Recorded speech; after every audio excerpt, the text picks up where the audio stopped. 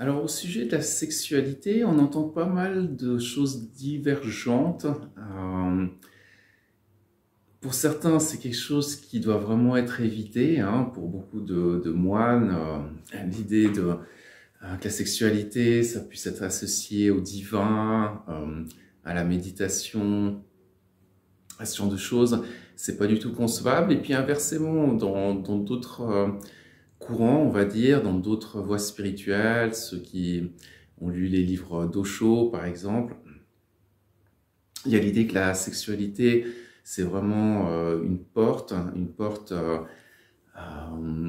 pour aller découvrir notre soi profond, notre être divin, que c'est évidemment semblable à une méditation. Alors, est-ce que c'est vrai ou est-ce que c'est faux? Je dirais évidemment, la sexualité, c'est comme n'importe quoi d'autre, hein. C'est l'usage qu'on va en faire. Que ce soit la nourriture, que ce soit l'alcool, que ce soit l'alpinisme, ça va dépendre de notre relation avec ça. Donc plus précisément, ça veut dire que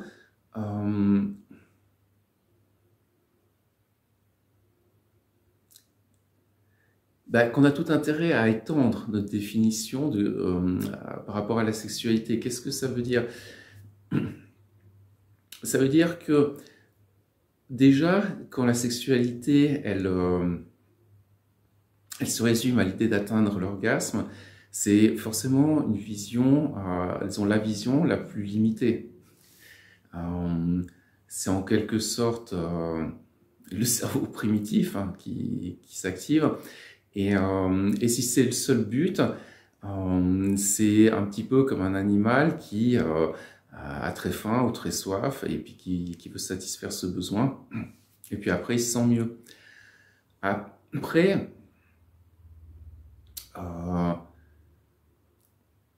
on peut vivre cet aspect des choses de manière un petit peu différente, c'est-à-dire arrêter cette focalisation sur le fait d'atteindre un orgasme, arrêter la focalisation aussi sur les attributs sexuels de la femme, de l'homme. Donc concrètement, ça veut dire que s'il n'y a que le sexe, le pénis, le vagin, la poitrine, s'il n'y a que ça qui est considéré comme érotique, c'est très limité. Normalement, il faudrait considérer déjà que le corps tout entier est érotique, que la main, le pied, la joue, etc.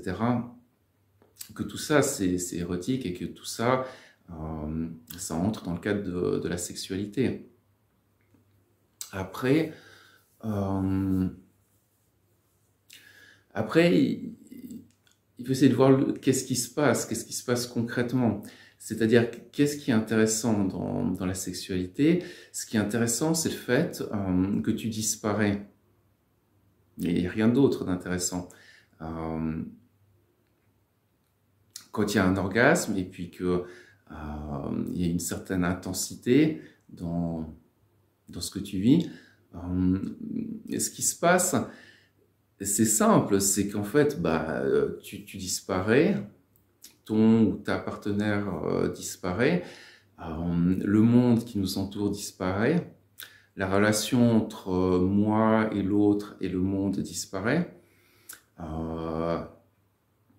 évidemment les corps disparaissent. Lorsqu'il y a une vraie intensité, mon corps, ton corps, tout ça, ça part. Donc c'est ça qu'on veut. C'est cet état où il y a tout qui est parti et il reste quoi? Cette légèreté, cette ouverture, ce mystère pur. Et c'est paisible parce qu'il n'y a plus les dualités habituelles. Quand il n'y a plus la dualité moi-toi, quand il n'y a plus la dualité corps-esprit, corps-cœur, esprit-cœur, etc. Quand tout ça c'est parti, les autres dualités elles partent aussi. La dualité victime-bourreau, bien, mal, intérieur, extérieur, ça va aussi partir. C'est ça qu'on cherche. Et c'est pour ça que je dirais que le summum de l'art de la sexualité, si on veut formuler les choses ainsi, c'est que c'est qu'à un moment donné, tu peux arriver à cet état de dissolution totale de la dualité, de la séparation du monde intérieur, du monde extérieur, de manière très simple. Je veux dire, un simple hug, une simple accolade, ça peut marcher. C'est une question de présence. Si tu es vraiment présent, juste ça, un simple contact physique, ça peut suffire pour amener l'état de libération de tout. Et à un moment donné, il y a même besoin de rien, en fait. Juste se sentir vivant, se sentir exister, ça va suffire pour atteindre cet état d'ouverture, de libération, de plénitude, etc., etc. Et quand toutes les dualités sont parties, qu'est-ce qui reste? Ce qui reste, c'est un parfum. Et ce parfum, c'est ce qu'on cherche, c'est ce qu'on est, et c'est en quelque sorte la réalité absolue ou réalité ultime. C'est un parfum.